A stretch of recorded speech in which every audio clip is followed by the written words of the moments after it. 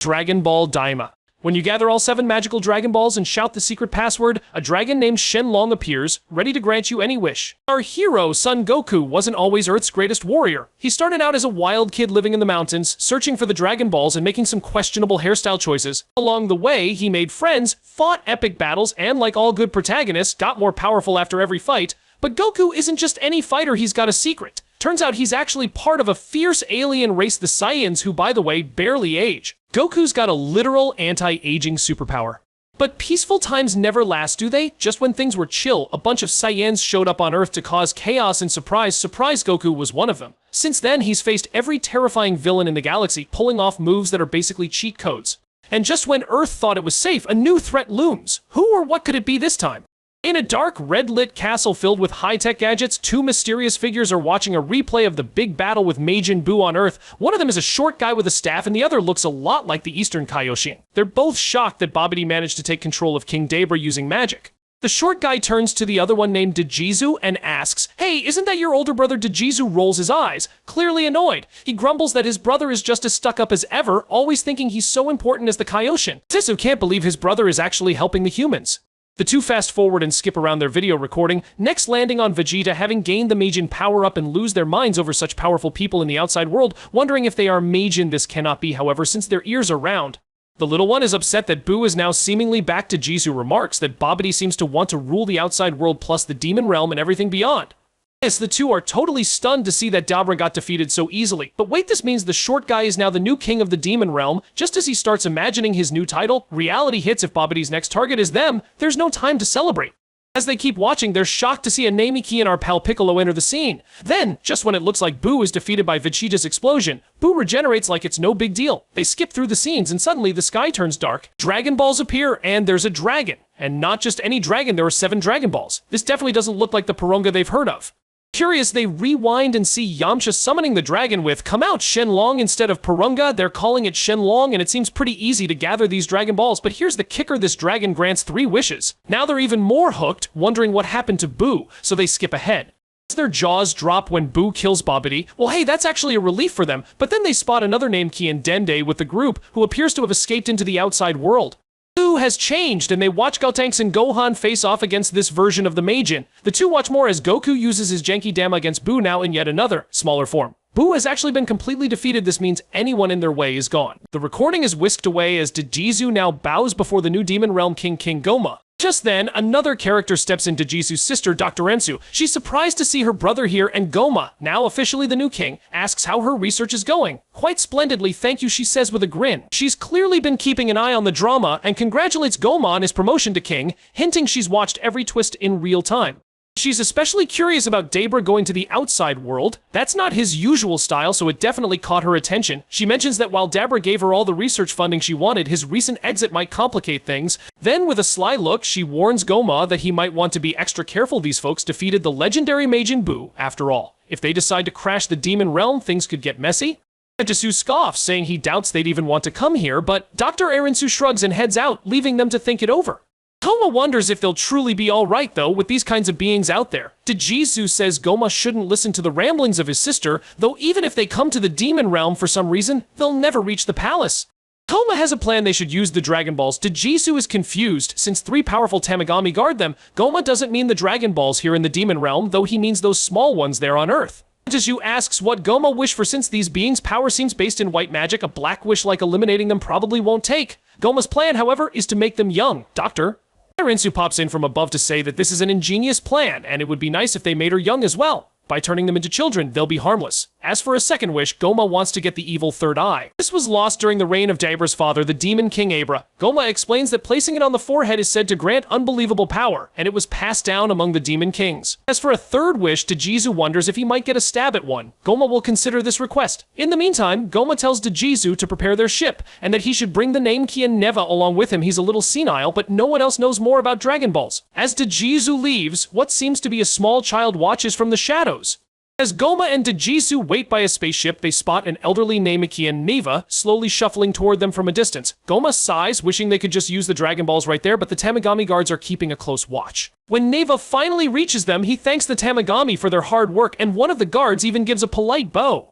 The three squeeze into the ship, but it doesn't take long for Goma and Dajizu to notice that Neva, well, he smells terrible. Apparently the last time he took a shower was years ago when he accidentally fell in some mud. So with Goma now at the controls, Dajizu explains to Neva that they're heading to the outside world. He's taken care of all the preparations, even though it's technically against the rules. Goma adds that they're off to see a young Namekian, and Neva's interest seems to perk up at this news. A ship comes up against what seems to be a giant spaceship fish, which asks them to identify themselves. Goma introduces himself as the new King Goma. The fish ship is unimpressed.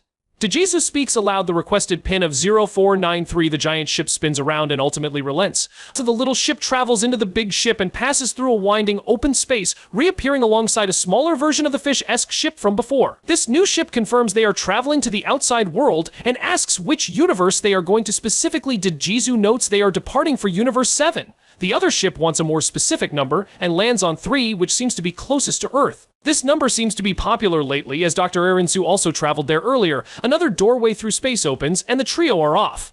Down on Earth, everyone's throwing a big party to celebrate two things: Trunks' birthday and the return of the planet. Kuririn casually asks Trunks his age, and Trunks proudly announces he's 9. Though he's still a bit on the short side. Goku jumps in, mentioning that Saiyans usually get a big growth spurt around 15, which totally happened with him, but of course he teases that Vegeta didn't exactly get that extra height boost. Vegeta just glares.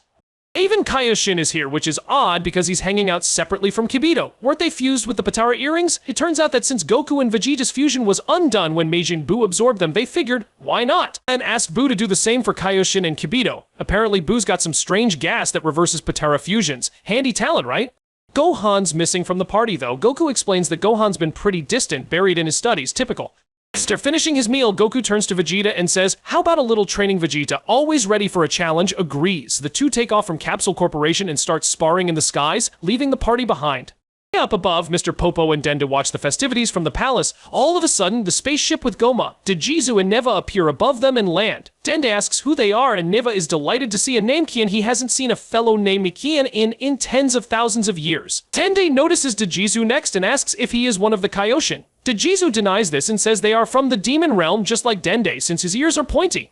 Goma saunters up and demands that the Dragon Balls be brought to him. Dende says he cannot do this, so Goma tells Neva to do his thing. He'll extend his life 1,000 years after all if he gathers the Dragon Balls. Goma says the Demon Realm has its own Dragon Balls and that Neva is the one who made them long ago. However, he also made terrifying beings called Tamagami that protect the Dragon Balls, so no one has made a wish for a long time. They heard that Earth had Dragon Balls, which is why they're here now. Neva narrows his eyes, flexing them like he's about to do something epic. His whole body starts glowing as he raises his hand over the palace. With a quick flash from his eyes, he senses that a wish was just made. The Dragon Balls have turned to stone. But no worries, he's got a plan. Neva forms a glowing blue ball in one hand, which suddenly expands and bursts into 7 beams that shoot off in every direction. Each beam finds one of the stone Dragon Balls and lifts it back to the palace. And here's the kicker: Neva can restore them early. With a wave of his hand, the Dragon Balls are back to normal, ready for action. Dende, trying to be brave, declares he'd rather die than reveal the password, but Dajizu smirks and pulls out a video recording of the whole process. Dende makes a desperate leap to stop him, but Dajizu swiftly chops him, and poor Dende is down. Even Mr. Popo just stands by, not exactly eager to jump into this mess. Dajizu summons Shenlong. Down at Capsule Corporation, everyone is confused by the sky going dark. The Dragon Balls should still be stones, after all. Kibito and Kaioshin sense a presence. Goma wishes for the ones who fought Majin Buu and all their friends be turned into children. Shenlong pauses a moment and asks for clarification on exactly how young of children. Goma suggests about first graders, but Shenlong wonders back, what about those that are already children? Goma thinks that turning them into babies would be fine. The wish is made. Everyone at the party begins to fall over and writhe in pain, including Goku and Vegeta. Goma's wish has been granted, but isn't he supposed to get 3 wishes granted from Shenlong? That's apparently just a bonus for regulars. Unknown first-timers only get a single wish. Shenlong bids his farewell, and the Dragon Balls scatter across the Earth once more. Kuririn wakes up to see Goku and Vegeta plummeting out of the sky, then crashing into the ground back at the party. Kuririn says they've both grown small. Goku and Vegeta look at themselves and around at their friends in disbelief. Everyone's been turned into kids. The Ox Demon King, Yamcha, Oolong, Puar, Kibito, Kaioshin, 18, Marin, and even Piccolo are now pint-sized. If Goma had known this was coming, he would have just wished for the evil third eye right from the start. Neva can't simply gather the Demon Realm Dragon Balls like he did with Earth's to get another wish, though they'd have to beat the Tamagami in a fight. And Neva can't do that whole ritual again anytime soon. Adesu points out that Goma still got what he wanted. Now Earth's warriors are pretty harmless. Even Mr. Popo and Dende have been turned into kids. Goma wonders if Earth's Dragon Balls will be useless without little Dende. Neva agrees, but Goma figures it's best to bring Dende along as a backup plan. With Popo unable to stop them, Dejisu takes Dende onto their spaceship as a hostage. Back at the party, chaos erupts as Bulma and Chi-Chi have become kids, while Goten and Trunks are now toddlers again, rolling around on the floor. Kuririn finally realizes he's shrunk too, and everyone's in a full-on frenzy. Vegeta looks around, suspicious, and wonders if everyone's shrunk. Just then, a kid with a bushy head of hair strolls over, unfazed. It's Mr. Satan. Even Boo seems thrilled with his new younger self as he happily zips by. Bulma and Chi-Chi are into the fact that their skin is so young-looking, which prompts Kuririn to note that everyone is basically still an adult on the inside, so it's more like they've all been turned tiny. Vegeta asks Piccolo what is going on around here. Piccolo supposes it might have to do with Shenlong being summoned. The world's ultra superhero, Mr. Satan, will, well, do something, but everyone has already walked away. Kibito says he sensed something up at the temple, so Goku tries to fly off to check it out, but promptly drops out of the sky. A young bald boy with sunglasses and a walking cane says that because Goku shrank so suddenly he isn't used to the balance of his body yet. It's the Turtle Hermit, and he's really into his newfound youth. Kibito will take them to the temple to investigate, and Piccolo wants to come along too. Up above, Mr. Popo greets his visitors, but Goku interrupts, saying this really isn't the time for that. He asks where Dende is, and Popo explains that some strange men took him away. They had pointy ears and claimed to be from the Demon Realm. Kaioshin gasps at the mention of the Demon Realm, realizing the seriousness of the situation. One of the men even looked like Kaioshin. They called him Dejisu, who turns out to be Kaioshin's younger brother. Alongside him were a short, arrogant fellow and an old Namekian named Neva. Piccolo perks up at Neva's name, recalling him as the legendary Namekian, who stayed in the Demon Realm to protect the Dragon Balls. Neva, though feeble in appearance, possessed great power and could even control Earth's Dragon Balls. The short man had asked Shenlong to turn everyone into children. Goku is eager to dash off and rescue Dende, but Kaioshin reminds him that they can't teleport to the Demon Realm. However, Kaioshin quickly formulates a plan and instructs Kibito to return to the Kaioshin planet and retrieve the spaceship. Kibito teleports away and soon returns with a moss-covered spaceship that looks like it hasn't been used in ages. Kaioshin explains that he originally traveled to this universe in that ship long ago. As the hatch opens, it becomes clear that nothing inside seems to respond, leaving them feeling disheartened. Goku suggests they ask Bulma for help fixing it. He tries to fly off again but ends up flopping awkwardly and nearly falls off the palace. Piccolo observes the chaos and thinks Goku needs to get used to his new body. In response, Goku throws a playful jab about Piccolo needing practice too. Just then, Piccolo miscalculates and ends up tumbling headfirst into a tree, his nose bleeding, while Goku struggles to contain his laughter. Kibito returns with Bulma and Vegeta in tow. Vegeta can't let anyone get away with turning him into a little brat. Piccolo wonders where Trunks is. Bulma says she left him with a babysitter and turns her attention to the spaceship. Kibito says a normal spaceship wouldn't be able to get to the Demon Realm. Bulma can fix it, but it will take about 10 days. Goku worries about Dende, but Kaioshin notes that they kidnapped him without killing him, so he's probably fine for now. Bulma needs a bunch of materials back at Capsule Corporation, so she asks Kibito to take her back again. Kibito hesitantly agrees. 2 days later, as Goku trains in his smaller body, he thinks he finally has the hang of flying. He goes in for a kick against a pillar, but realizes he didn't reach it because he's not used to this sense of distance with his body. Goku thinks it will take too long to get used to his body at this rate, so he flies off with a new idea. The group wonders if everyone with pointy ears is from the Demon Realm, but Kaioshin says while most are, not everyone is. Long ago, some sought out freedom from the Demon Realm and traveled abroad. These days, only those who are granted permission are able to travel to and from the Demon Realm. Bulma ordered takeout for dinner, so could Kibito please go pick it up? Goku arrives at Karin Tower and is surprised to find his old master isn't shocked at all to see Goku's new stature. Karin, of course, sometimes watches down over the world below. Goku wonders if he might have too much free time. Goku has actually come for Nyoibo. It's not connected up to the palace anymore since no one really needs to use it to get there. Karin thinks hard about where it is and remembers that the Turtle Hermit has it. Goku thanks Karin and plops his way down. Karin wonders if he should take Kin to one, but Goku is good on his own.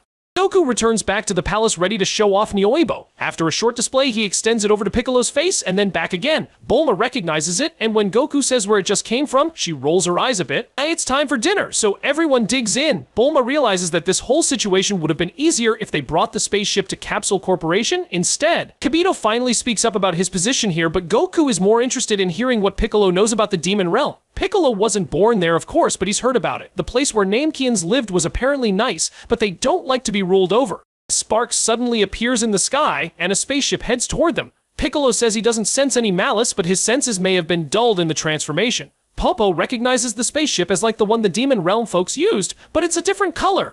This what looks like a blue-skinned, white-haired young man steps out and excuses himself for intruding. His name is Glorio. Kaioshin notices the pointy ears, and it is confirmed he comes from the demon realm. Glorio wants Goku to come with him to the demon realm to defeat King Goma. Goku asks who this is, and Glorio explains he is an evil Majin who became king after the death of the great demon King Daima. Kaioshin thinks it was this Goma who kidnapped Dende. He's both powerful and crafty. Goku was fully on board, excitement radiating from him as he prepared to rescue Dende. Meanwhile, Kaioshin furrowed his brow in confusion, trying to piece together how Glorio knew about Goku in the first place. Glorio revealed that he had heard about Goku from the king of the third demon world, who had been watching Goku's battle with Majin Buu through a magical monitor. It turned out the king had ordered Glorio to come to Earth. Curiosity piqued, Kaioshin questioned whether Glorio served this king. In response, Glorio clarified that he had received the request in secret, adding an air of mystery to the conversation. Sensing the urgency of the situation and the involvement of his brother, Kaioshin announced his intention to join the mission. He knew his knowledge of the demon realm would be invaluable for the journey ahead. Glorio is all set to go, but Bulma would like to examine the spaceship as reference material for fixing up Kaioshin's own ship. Glorio pauses and then says it's his airplane. Bulma thinks it's a spaceship if it travels through space, but Glorio says it just happened to travel through space this time. It doesn't normally. If she hurries up, it would be fine to take a look. Kaioshin tells Goku not to let his guard down, as Glorio shouldn't know they were kids but didn't seem surprised. Bulma is good to go after examining the ship, and it should even speed up her repairs. Vegeta announces that he will go with them, but there is only room for 3 on the plane. Kaioshin apologies and suggests that they just follow them afterward when Bulma finishes repairs on his ship. Glorio, Kaioshin, and Goku take off in the plane, setting course for the demon realm. Glorio's airplane takes off at blazing speeds, and soon the Earth is already out of sight. Kaioshin explains that demon realm planes function on magic power, so they're very fast. Kaioshin confirms with Glorio that they are headed to Warp Sama, which is explained to Goku as a transit point between the demon realm and the outside world. According to Glorio, the closest Warp Sama to Earth is in the Raka system near planet Batapi. Goku accidentally extends Nyobo, hitting the roof of the ship. Kaioshin recaps with Glorio he was sent by the king of the third demon world in order to defeat King Goma. Goku wonders how strong this King Tama is, which Kaioshin corrects as Goma. Glorio explains that he's small, crafty, and has amazing magical power. But since Goku defeated Majin Buu, he should be able to defeat Goma. Goku says they need to hurry up, rescue Dende, and return to normal too. They arrive at planet Batapi, but Kaioshin asks for a brief stop so he can relay their location back to Kibito. After concentrating for a moment, they move on. As Goku's eyes widened in excitement, he spotted Warp Sama off in the distance, exclaiming that it looked like a giant goldfish. Warp Sama, however, was not amused by this comment, his displeasure palpable as Goku fixated on the comparison. Kaioshin, feeling the tension rise, repeatedly urged Goku to stop talking, knowing that offending Warp Sama could jeopardize their passage. But Goku, ever the curious one, continued to ponder aloud whether Warp Sama might actually be a pop-eyed goldfish instead. In a moment of exasperation, Kaioshin grabbed Goku and shoved him toward the back of the ship, just as Warp Sama demanded they identify themselves. Glorio stepped up, noting that he had passed through recently. However, he was not alone. He had brought 2 others with him. Sensing the need for a cover, Glorio lied, claiming they were also from the demon realm. Warp Sama was not easily fooled and asked to see their ears. Kaioshin's pointed ears passed the inspection, but Goku's were not quite right. Just as panic started to set in, a magical energy enveloped Goku, correcting his ears to meet Warp Sama's standards.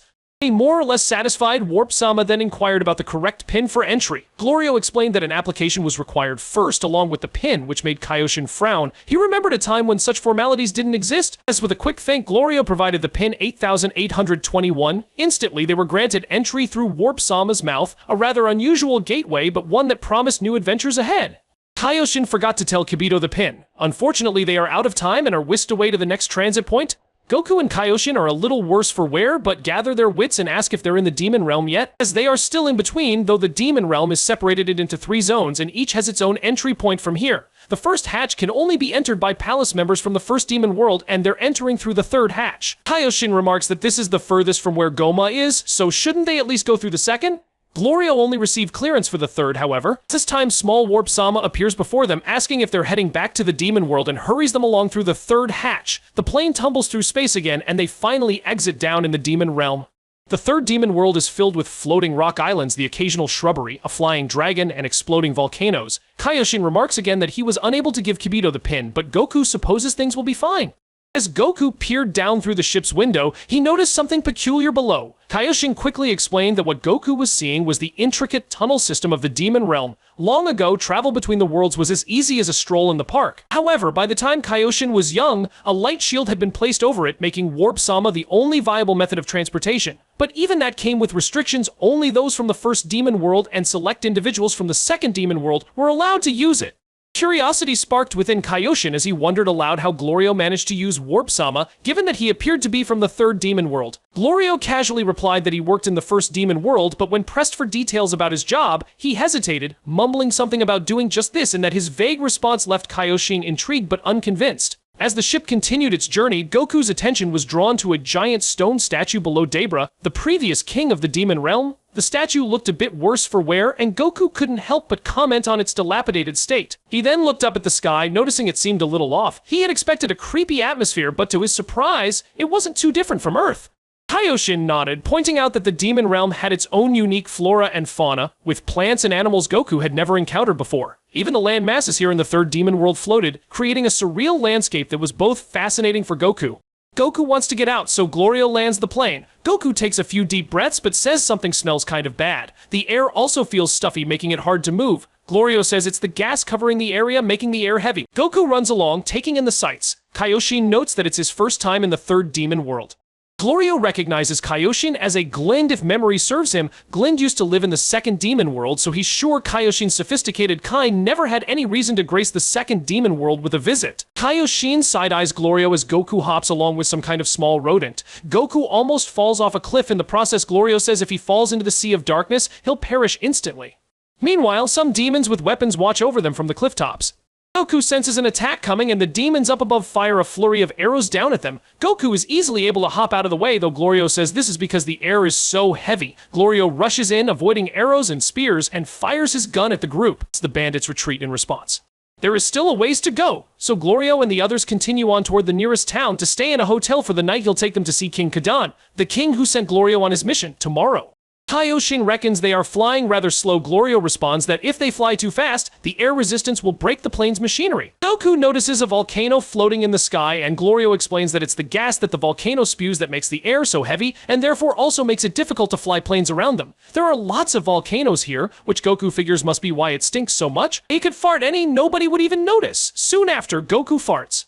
Glorio notes that it was night on Earth when he picked them up, so they must be getting tired. The group lands their ship alongside a few others in a town as a variety of demons keep an eye on the gang. Glorio and the others try to arrange for hotel rooms, but the owner wants 30,000 Dokuro per room. This seems to be too much for Glorio, so he reaches through, grabs the owner, and gives him a glimpse of his gun. And the price is suddenly only 5,000 per room. 2 keys are handed over, and Glorio says he will come for Goku and Kaioshin in the morning. Goku is still a little hungry though, so they head to a bar across the street which should have hamburgers. The trio walked in and were clearly unwanted, but Glorio ordered a couple of drinks and 5 hamburgers per Goku's request. Goku thought the food was delicious and wondered what it was made out of. Glorio suggested he not worry about that. Just as they began to enjoy their meal in relative peace, a loud green demon burst in, eyeing Goku suspiciously and barking about his non-pointy ears. The situation escalated quickly, with more and more demons joining in the argument, eager to throw in their 2 cents. Glorio, tired of the commotion, tossed a drink at the green one, momentarily stunning him, and proceeded to take out a few more rowdy patrons, casually asking for another drink as if he were just running a tab.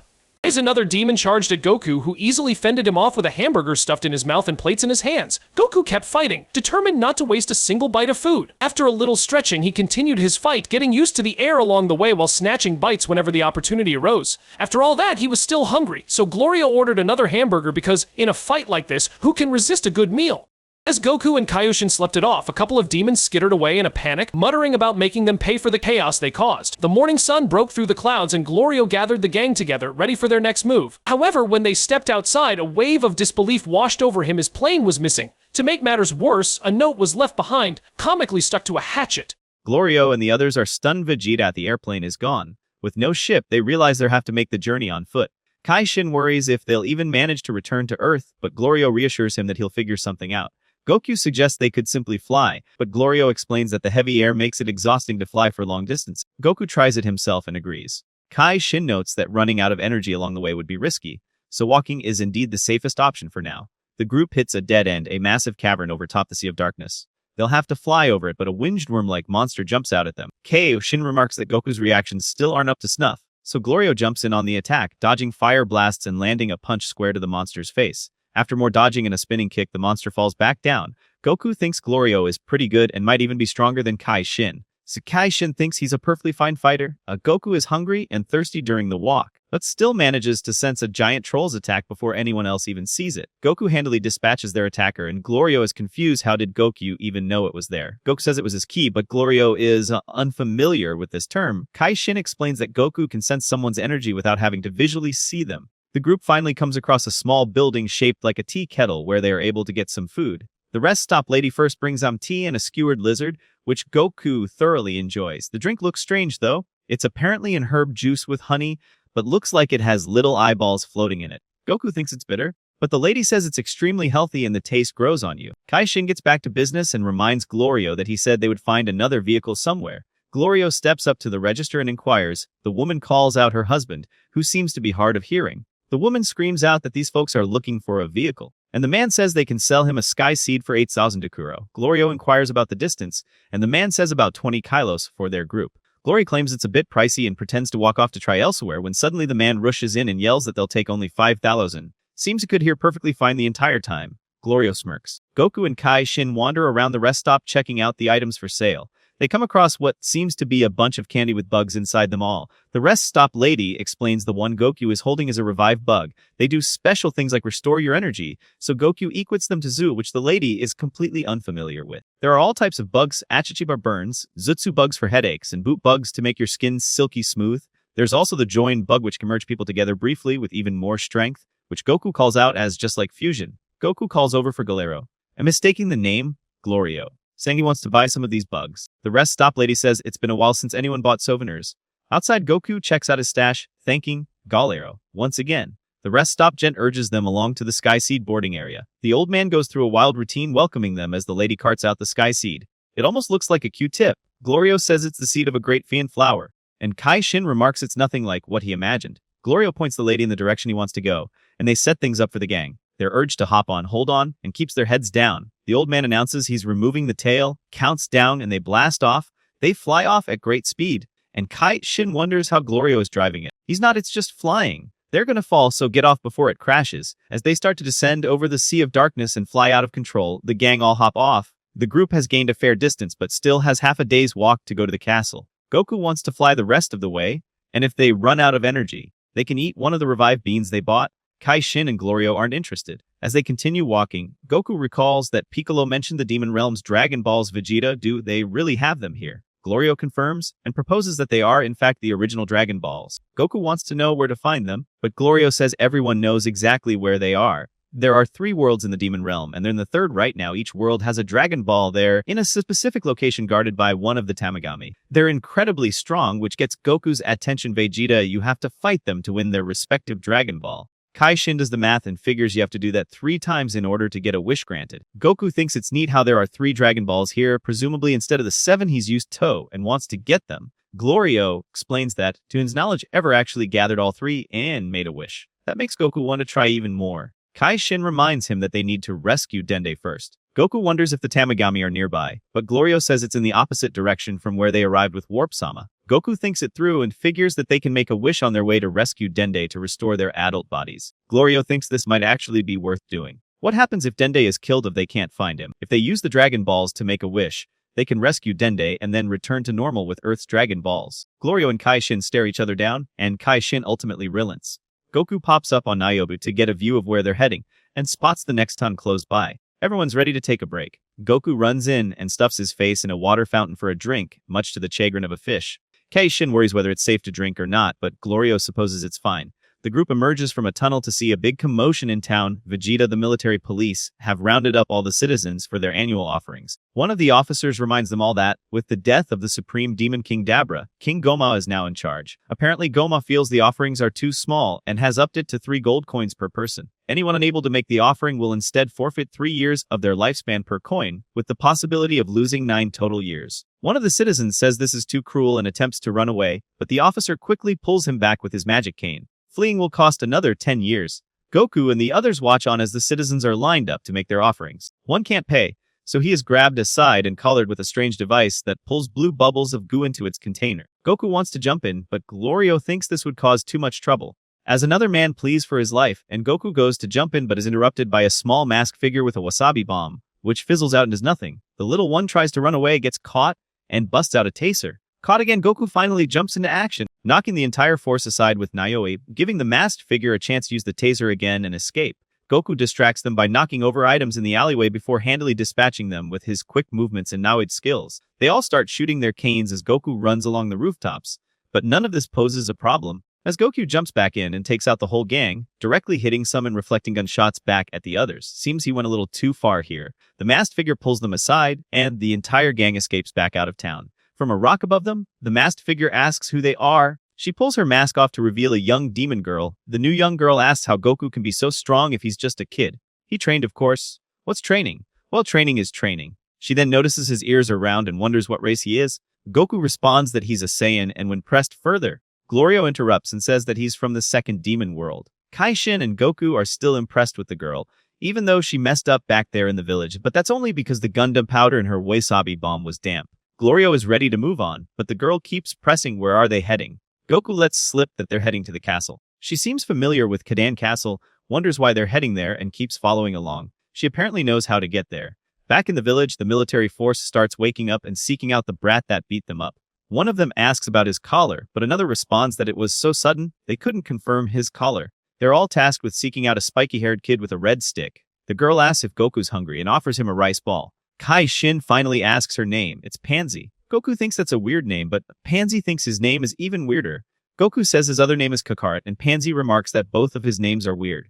Pansy then asks what magic Goku is good at, since every Majin can use at least one magic spell. Goku thinks about this for a brief moment, and showcases that he can touch his nose with his tongue. Pansy is less than impressed, and concentrates hard to showcase her own talent, struggling extremely hard to raise a rock off the ground. As Pansy heaves in recovery, Goku expresses his amazement. Her specialty is actually tinkering with machines, though. As a dragon swoops overhead, Pansy asks more about the group. Kai-Shin shares his name as Shin, and Pansy recognizes him as a Glind. She goes on to share that Goma's second-in-command, that Dijitsu guy, is a Glind and kinda like Shin here. Kai-Shin shrugs it off as Pansy continues on about how the Glinds left to the outside world a long time ago, but apparently kids like him are still around. What's he doing around here anyway? Kai-Shin says he's just journeying, but Pansy thinks that's fishy, since hardly anyone comes around to the third demon world unless they're on business. Glorio shuts the conversation down right there. Pansy pushes further again, asking his name. Glorio says quiet, but Goku chimes in with the wrong name yet again. The group arrive at a split in the roadway, and Pansy convinces them to take a shortcut through the rocky direction. Kai-Shin brings up the awful military force and how they're draining life from folks who can't pay up.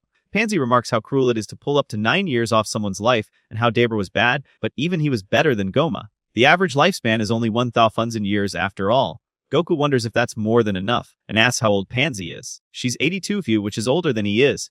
The group arrive at a cliff overlooking a giant chasm and animal skeleton below, followed by a montage of cliffs passing through different terrain. They finally arrive at Kadan Castle, and Goku thinks it doesn't look very impressive. Pansy takes offense and says it's pretty impressive for the third demon world. Kai-Shin wonders about the king, to which Glorio responds to think of him like an uncivilized mafia boss. Pansy says he's not that bad, he only steals from criminals and only kills bad guys. Glorio is ready to hear him out and borrow an airplane. Goku is ready to hurry up and rescue Denda. Back over in the first demon world, a strange demon caretaker reads half-heartedly to the baby Dendi. Goma walks in and tells them to try again, this time with a little emotion. This is an important little Namek who is eventually going to make new Dragon Balls for them after all. The caretaker ramps up the performance. Glorio and the others approach the castle, where the two guards appear to have already forgotten about Glorio's visit the day before. He's here again to meet with the king. The guards notice the children with him and ask about them, prompting Pansy to step forward and reveal her identity. Vegeta, she's the princess. They immediately welcome her home. Pansy comments that their behavior is exactly why people liken them to the mafia. As the group enters with Goku and Kai-Shin offering their greetings, Kai-Shin remarks that Pansy could have mentioned her royal status earlier. Goku, however, doesn't think she comes across as a typical princess. Along the way, they receive a brief tour, observing demons engaged in various activities like gardening, cooking, and sparring. Finally, Pansy knocks on a large door and announces the guest's arrival for her father. Suddenly, a towering, fearsome demon appears, raising a spiked club and causing an explosion as he swings it, ready to greet his visitors. The giant demon Vegeta King Kaden Vegeta walks in to greet his guests, sits on his throne, and demands wasn't this guy's to bring someone who was powerful enough to defeat Majin Buu. Glorio responds that these are them. They're just brats! Kai-Shin says he's not as powerful as Goku here, of course, but he's accompanying him. Pansy walks forward and says she saw Goku take out the military force. He truly is strong and even rescued her. The king thanks them for them. Pansy inquires about her dad, asking that they bring Goku here, but it turns out that Glorio is the one who approached the king saying he could fetch someone from the outside world who could defeat Goma. Kei-Shin studies Glorio again. Pansy finally realizes that Goku and the others are from the outside world, explaining why Goku's ears are round. She's amazed at how someone from outside can be so strong and fly with such ease.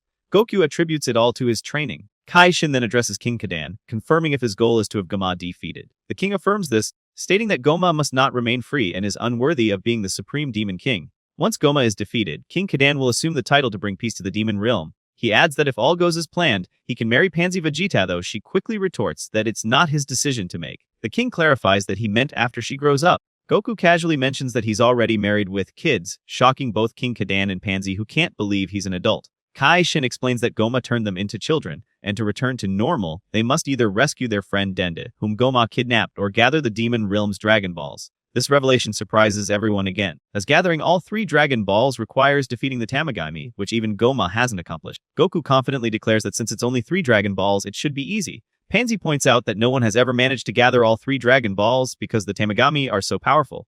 Undeterred, Goku is ready for the challenge. King Kadan, impressed by their confidence, recalls their victory over Majin Buu and thinks they might just succeed. Glorio asks about borrowing an airplane since theirs was stolen. Before agreeing, King Kadan wants a demonstration of their strength. Goku happily steps forward, ready to show what he can do.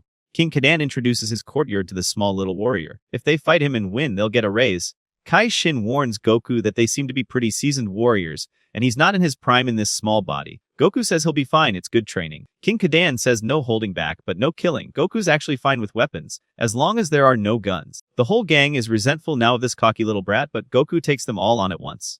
With a slew of leg sweeps, hops, punches, and more, Goku handily takes out a number of fighters. Even the weapons are useless, as Goku dodges them all and breaks anything he connects with. Eventually, a group of fighters swarm Goku at once to hold him in place. But Goku smirks and turns Super Saiyan for agreement, knocking them all away. One last sword swipe comes in, but Goku flashes away at the last second, flicking the owner in the forehead. The last standing fighter surrenders, and it's all over. Everyone, Glorio included, is shocked. King Kadan starts loading up an airplane for the group, apologizing for it being all he has right now.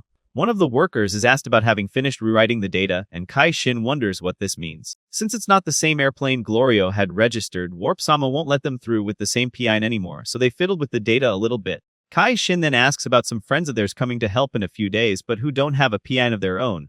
There's nothing King Dan can do about that, so he asks a twirling little demon Vegeta, Hibis Vegeta, for help. Hibis is in the middle of ballet lessons, but sure, okay, whatever. King Kadan asks Hibis to go to the outside world and fetch the friends of these folks. Hibis was about to go to the beauty parlor, though, but again, Vegeta okay? Kai-Shin explains that it's a planet called Earth in Universe 7, and Goku adds on that everyone is at a temple that floats in the sky. Hibis thinks imagine going to a temple is a tall order, but pulls out a device and starts looking, eventually settling right on the exact spot.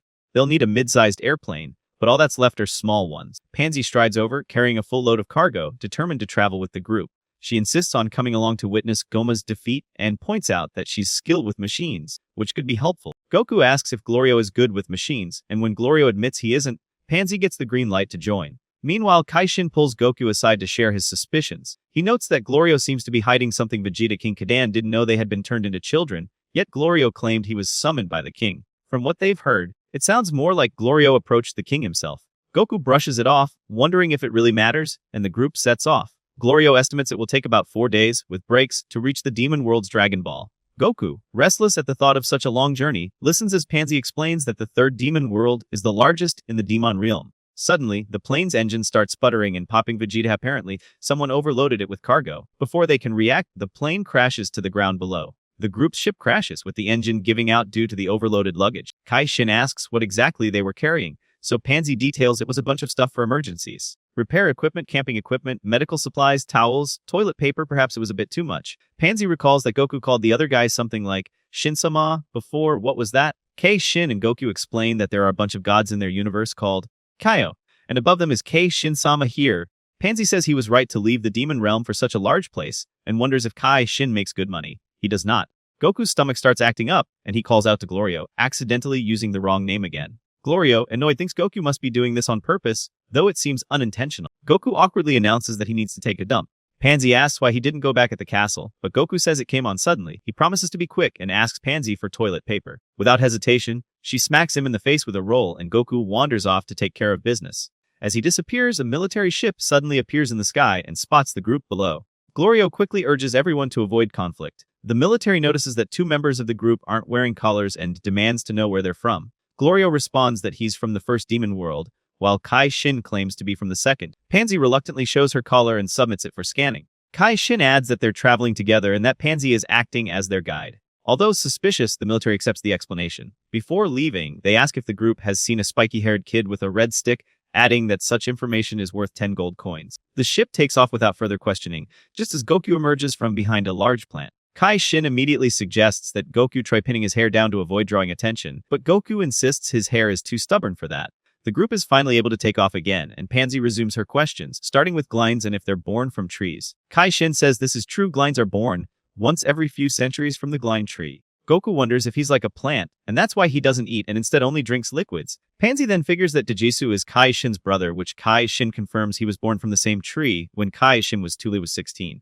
Goku wonders if that makes everyone brothers, including Kibito and the elder Kai Shin. This is not true, however, since there are 5 gline trees.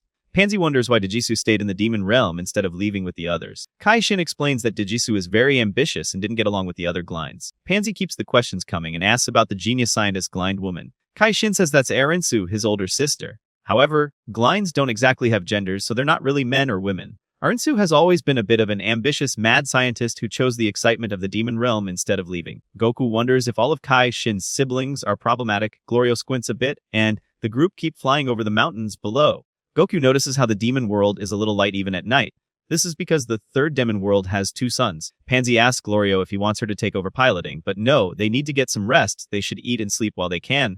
There are no hotels around here, so they'll hole up in a cave. They won't be able to take a shower, though, and they left their camping gear back where they crash-landed before. Goku says they can skip a shower. He does it all the time. The group settles down in a cave, lighting a fire and eating canned food. While the others eat without complaint, Kai Shin finds the meal far from appetizing. After filling his stomach, Goku quickly passes out, leaving the rest of the group to chat. As they talk, the group notes that while Glorio claims to be from the first demon world, his appearance resembles someone from the third. Glorio explains that he was hired by someone there. When pressed about who hired him, he dodges the question, offering vague answers. Kai Shin shifts the conversation, asking why Glorio is so intent on defeating King Goma. Glorio replies that Goma is a cruel tyrant who makes demons suffer, revealing a strong sense of justice behind his motives.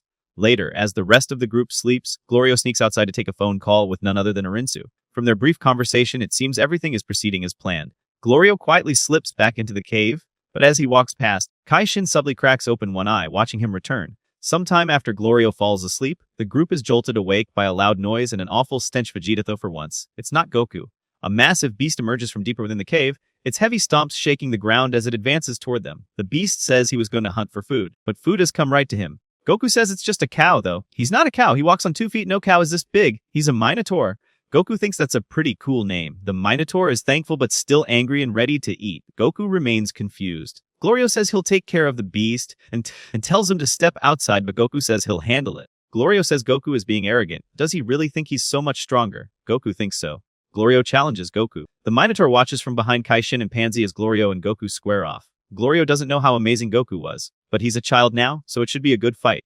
Goku says he'll only fight with one arm. Pansy says they're being stupid, and the Minotaur realizes he's being ignored. Glorio rushes in, but Goku blocks and dodges everything he throws. Goku actually misses a punch, but Kai Shin says he's barely gotten started. Glorio is better than Goku thought.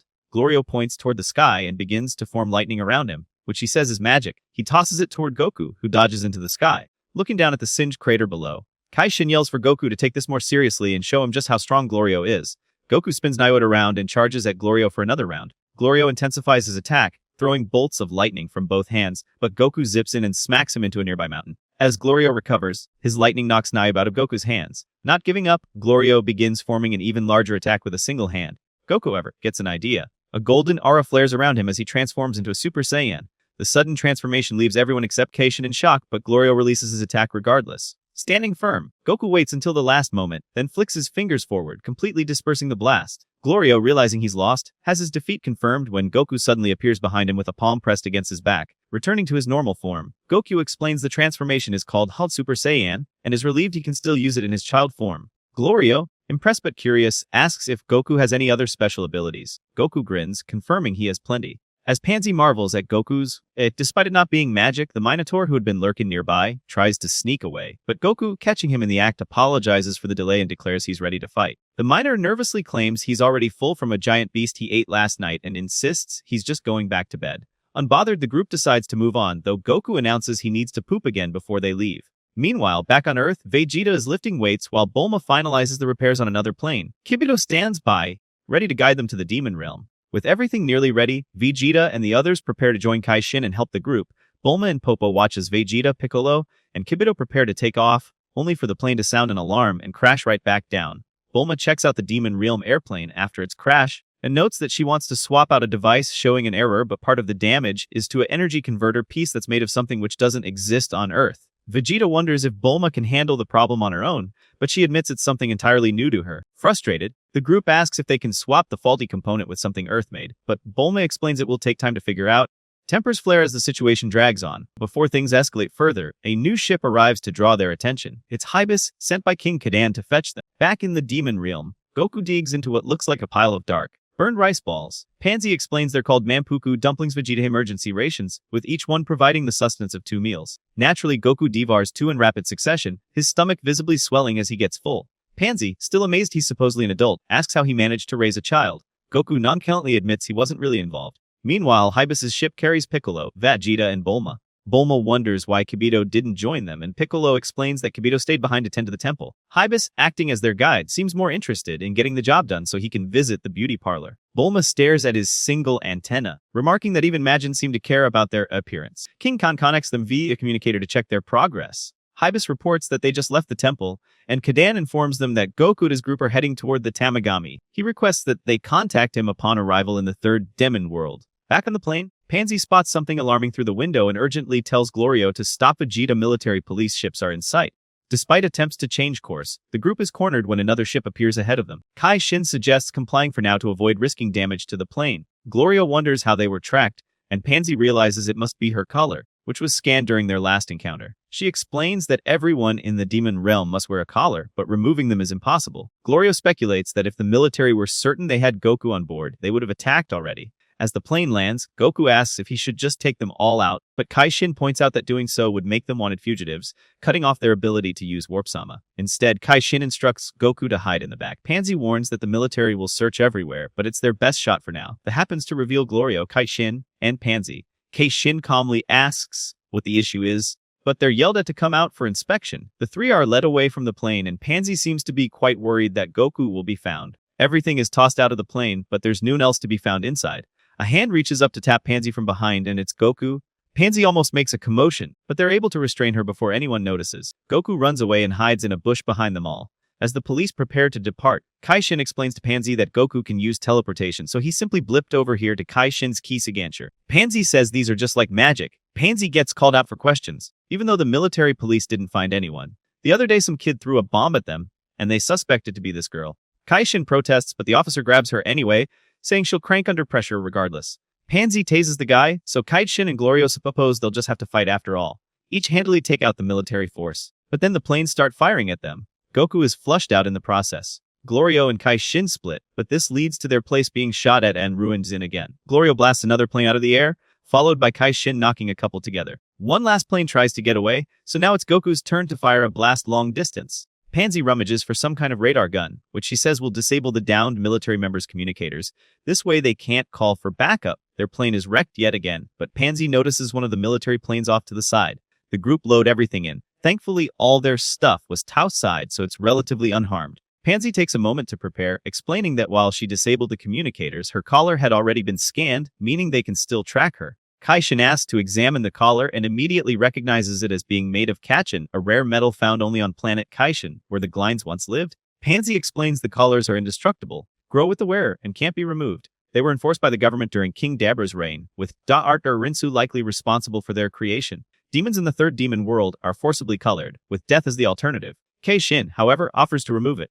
After touching the collar briefly, he extends his hands, saying, "Pan Paka Pan." To Pansy's astonishment, the collar breaks apart. Vegeta, she's free. She exclaims that no magic has ever worked on these collars before, and they'll have to share this method with others. Pansy then asks Kai Shin for his true demon world name, noting that Shinna is his name in the outside world. Kai Shin reveals his Neher, which Pansy recognizes as a Gline name. Goku tries calling him Nahair, but quickly decides it doesn't feel right and sticks with Keishin. Meanwhile, Glorio comments on the speed and stability of the military planes, noting that they fly twice as fast without turbulence. Pansy remains skeptical about Goku's overconfidence in taking on the Tamagami for the Dragon Balls. Glorio and Kai Shin remind the group that they'll need a new PIN to pilot the current plane. Even if they obtain a Dragon Ball in the third Demon World, they won't be able to use Warp Sama to travel to the second Demon World without one. Pansy reassures them and calls up a contact named Pelor, a tech-savvy green bug-like demon working in what appears to be a tech bunker. She asks him to hack a new PN for the military plane. Pillar enthusiastically agrees, saying the princess wishes his command. Pansy provides the plane's number 51 along with other necessary data, and Pilar generates the new PN 1022.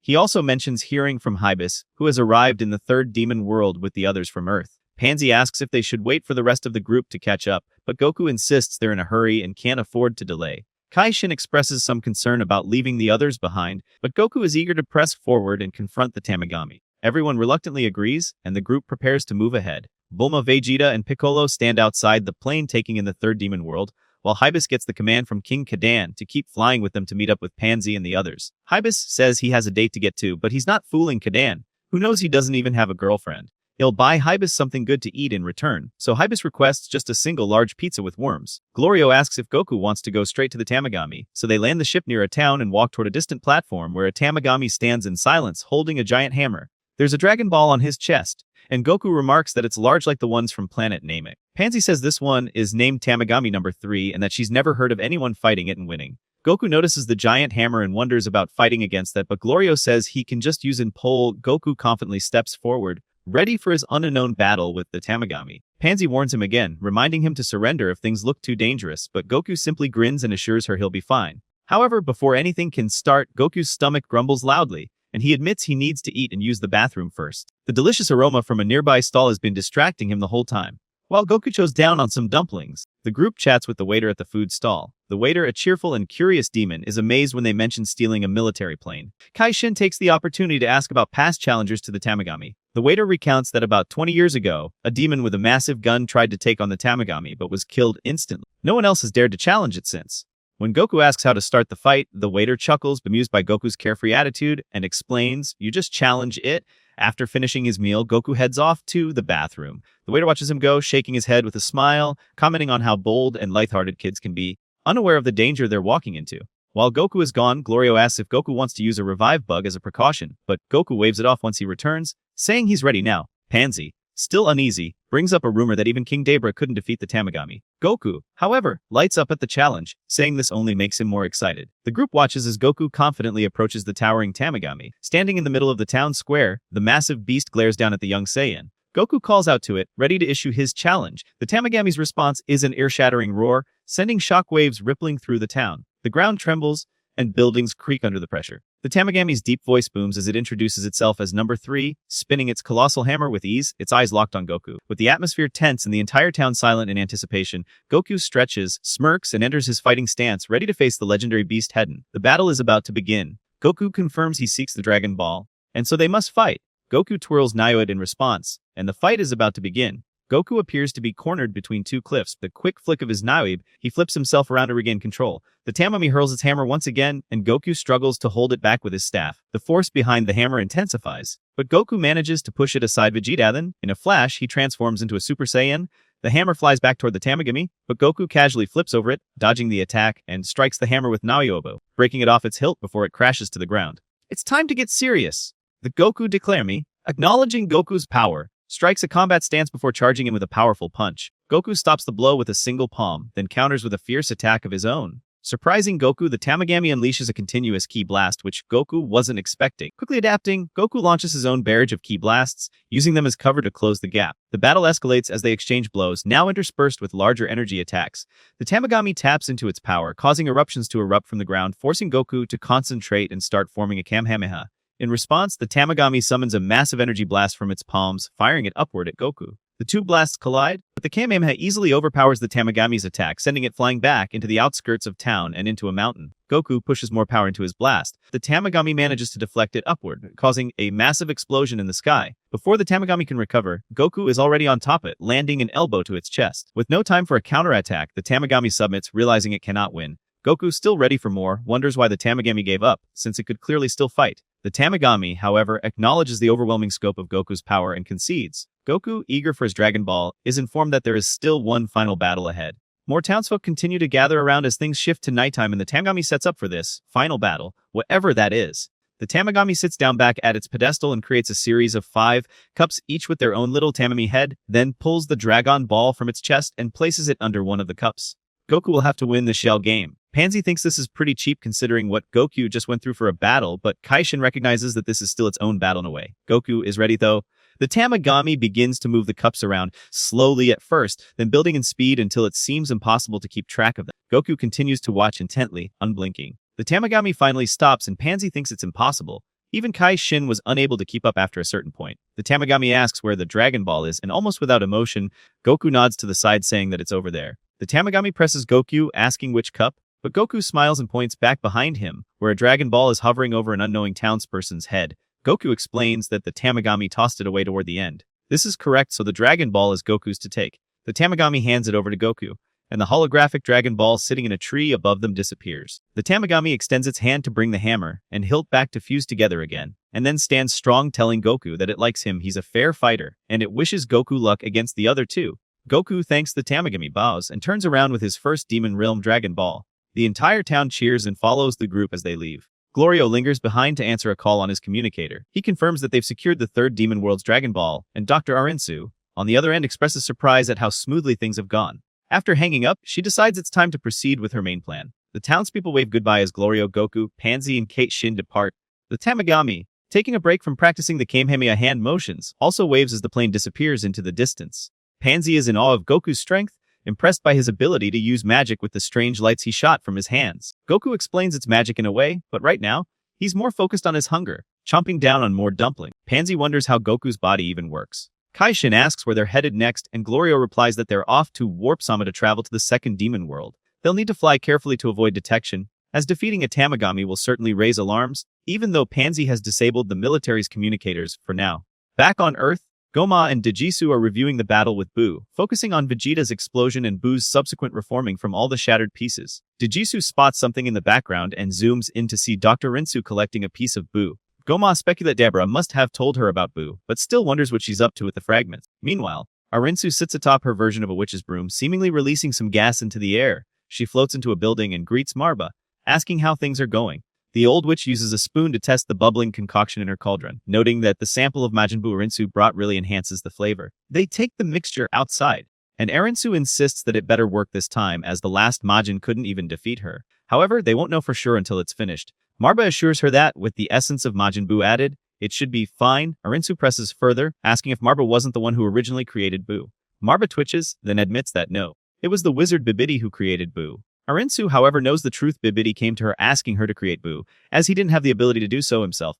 Buu caused chaos throughout the demon realm, forcing many of Arinsu's race to flee to the outside world, and some were even killed. Marba, unsure, listens as Arinsu reassures her not to worry, promising she won't tell anyone. After finishing the concoction, Marba reflects that Buu was a fluke, powerful but uncontrollable, which led to his rampage. Arinsu expresses her reliance on Marba, explaining that while she's a brilliant scientist, even she can't create a Majin. This time, Marba's focus is on controllability. She asks Arinsu to provide a bit of her saliva so she can communicate with the creation without speaking. Green light begins to shoot out, and Marba says that if it works, she expects a great reward. Arinsu agrees, but only if Marba becomes Great Demon King. Marba cautions that Goma, though seemingly weak, is actually very powerful. Arinsu assures her not to worry, stating that if things go awry, she'll simply use the Dragon Balls. Marba is stunned, saying it's impossible. Arinsu, however, reveals that she already has pawns in play, and one Dragon Ball has already been obtained. Meanwhile, Hibis receives a call from a clearly intoxicated King Kadan, who shares the news that Goku has already defeated the first Tamagami and secured its Dragon Ball. The king mentions that everyone is celebrating at the castle, and that Goku's group is heading to Warp Sama. Hibis and his team should meet them there directly. Given that Glorio and the others stole a military plane, it should only take a couple of days to reach their destination, and they can spend the night at a hotel. Hearing this, Hibis asks if he can drink wine, specifically mock-colored wine. Kadan agrees, saying the feast is on him. Bulma is thrilled about staying in a hotel and enjoying good food in the demon world. Hibis waiters that muckled wine is excellent, and Bulma wonders it's about its taste. Vegeta hit tastes like mud. Finally, Piccolo and Vegeta chime in. Vegeta, now realizing that the demon world also has Dragon Balls, asks Hibis if that's true. Hibis confirms and then inquires if Earth has Dragon Balls as well. Vegeta wants to hear more, but Hybis doesn't respond. Vegeta isn't even a king and acts so arrogant, so Hybis ignored him. Vegeta swallows his pride and asks more politely, prompting Bulma to crack up.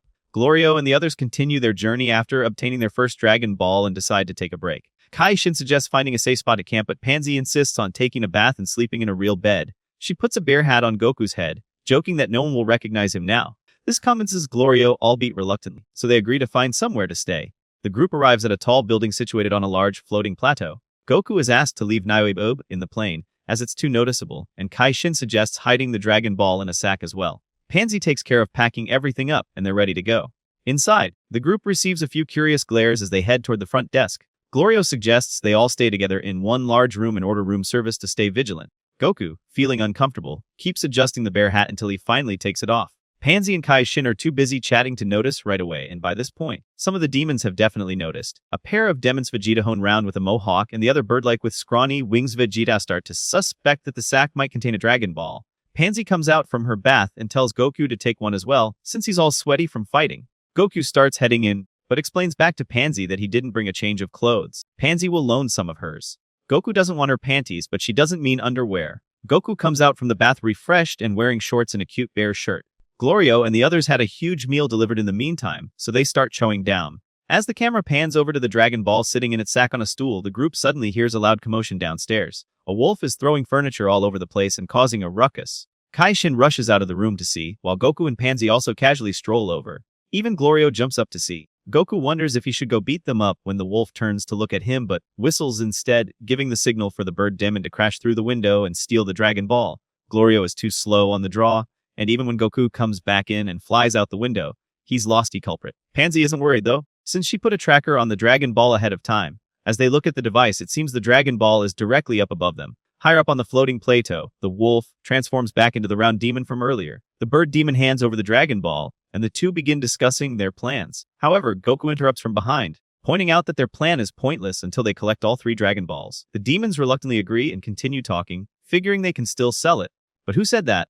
Goku casually strolls up and demands the return of the Dragon Ball. One demon shapeshifts again, and both of them take to the air, flying off. Goku cracks his knuckles and neck before flying after them. The 2 demons engage in a game of keep away, tossing the Dragon Ball back and forth, but Goku eventually lands a hit and snatches it back. The demons charge at him, but Glorio jumps in between them, summoning lightning above his fingertip. He unleashes a whip of electricity that sends the demons flying off into the distance. With the Dragon Ball safely back in their possession, Glorio offers Pansy a fist bump. She then checks in with her father about the situation, confirming that they'll meet up with Goku's friends near Warp Sema the following day. Glorio asks if those friends are powerful, and Goku confirms they are indeed strong. However, Kai Shin remains cautious, wondering if they should relocate after all that.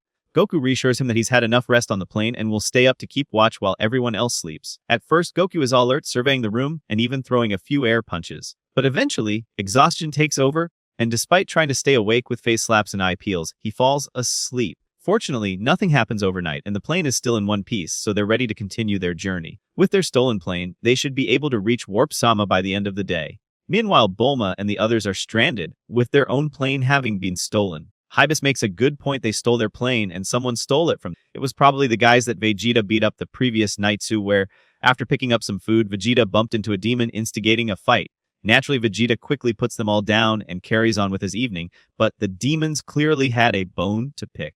Hybis suggests they check in with Pansy to have her pick them up, so they'll just have to wait around until then. In the meantime, Hybis suggests they play the zombie game. There's a zombie forest nearby, and whoever eliminates the most zombies wins. If you get bitten and turn into a zombie, you're disqualified. Bulma and Vegeta will pass, but Bulma notices a weird eye in Hybis' belt that suddenly starts twirling around. He found it in the mountains a long time ago and put it on his belt. It's very cool and impressive. Meanwhile, Dejisu takes a call and tells the person on the other end to continue gathering information. Goma asks what the latest information is, and Dejisu is forced to disclose that the people on Earth they turned into children have entered the demon realm and they're after the Dragon Balls. Goma laughs this off, but changes his tune when Dejisu notes that they actually already got their first Dragon Ball yesterday. Goma wonders what Dejisu has been up to all this time. It seems they underestimated this group, who is now on their way to the second demon world for another Dragon Ball. Goma fully loses his temper, and says he should have just wished for the evil third eye from the start. Glorio's plane lands to meet up with Hybis and the others. Bulma introduces herself to Pansy, as well as Vegeta and Piccolo. Pansy is intrigued and remarks that she's never seen a Namek before. Meanwhile, Goku wonders where Kibito is, and Piccolo explains that he's back at the temple on Earth, standing guard. Vegeta brings up the Dragon Ball that Goku has already acquired and suggests they get moving. However, their plane is too small to accommodate all their luggage and rations. Pansy offers to have her dad arrange for another plane, asking them to wait just a little longer. Goku, eager to continue with his mission, tells them they can head out to take on Goma if they want. Piccolo mutters that they should have brought Kibito, who can teleport, which catches Bulma's attention. And with that, Goku and the others are off again. Piccolo observes that Goku is clearly distracted by the thought of fighting the Tamagami. Hibis suggests they play the zombie game while they wait, but their plans are interrupted when they're suddenly ambushed by a group of demons. It's the same gang from the previous night, but this time they've brought reinforcements. Hibis, ever the nonchalant guide, casually starts munching on some snacks while Vegeta releases a fierce aura, ready for a fight. As the demons rush in, Vegeta skillfully dodges and counters each attack, knocking out one demon after another. A horse demon with boxing gloves remains, but Piccolo takes out a demon with a club on the sidelines. The horse demon turns to face Piccolo, but Vegeta swiftly knocks him out from behind. Hibis, unfazed, notes that the fight was so quick, he only had time to eat 2 chips. After the battle, Vegeta extracts information from one of the demons about their plane's location, so they'll be able to take off soon. Meanwhile, Arinsu and Marba are still at work cooking up their new Majin. It's almost ready. Marba says she used to have enough Seibamen seeds that she could sell them to outsiders, but she's down to her last 2. Arinsu isn't convinced things will work out right from the start, so she recommends they only use 1. Marba wonders if Arinsu doesn't trust her, but Arinsu repeats that Marba said Boo was just a fluke, didn't she? Anyway, Arinsu is given 1 seed to plant, but not too far down. Just about 5 centimeters is enough. It would increase the amount of the Boo presence, but they won't be able to control it. Arinsu takes a deep breath, plants and covers the seed, and waters it. The cauldron explodes with green energy, using a Saibaman as the base and various monsters in the mix as well. With this essence of Boo to create it, he's Majin Ku. Arinsu is eager to test him out, and immediately commands him to go defeat Tamagami number 1 and get the Dragon Ball. Marba is shocked that Arinsu wants to jump right to defeating a Tamagami, but if their new Majin isn't even that strong, what's the point? Ku complies. Majin Ku introduces himself to Tamagami number 1 and makes his intentions known. He is here for the Dragon Ball. The fight begins with Ku striking a series of wild poses and rushing in with quick attacks. The Tamami dodges each, forcing Ku on the defensive. Ku charges up a ki blast, which he erupts over his head and guides back toward the Tamagami, who slices it away. Meanwhile, Glorio and the others make it to the next Warp Sama transfer station. With their new PIN of 1022N and another quick bit of magic to make Goku's ears pointy, and despite a little pushback from small Warp Sama about their identity, they're on their way. Vegeta apparently Pansy's story about being military family is good enough. Kaishin wonders about simply going to the first demon world since they have the opportunity now, but Goku and Glorio agree that going after the next Dragon Ball in the second demon world remains the best course of action. Goku is still worried about Dend, but Kaishin reminds them that Goma and the others kidnapped Dend alive, so they clearly have an intended use for him. With that, they're on their way.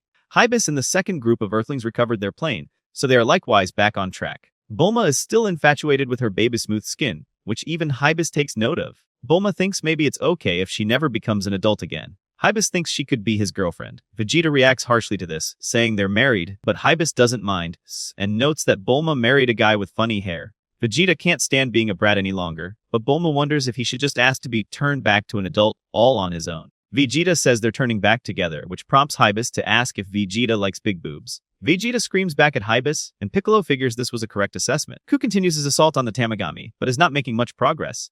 Even with his giant whirlwind rush, Ku is just grabbed and tossed aside. With a few more flashy movements, Ku closes in with more direct punches, wrapping up with a mouth blast from the sky. Arinsu smiles. Glorio and the others finally arrive in the second demon world, where they can fly much faster due to the less dense air. They're also near the next Tamagami, so they'll be arriving soon. Kate Shin asks if there are still Krakens in this area, and Glorio confirms there are. He warns that if they fly too low, they risk being eaten. Pansy has heard of them before Vegeta. They're massive creatures with claws. But before they can go any further, the military police spots them. A squad of 5 planes closes in, opening fire. Glorio tries to evade and counterattack, but he's not used to this kind of aerial combat.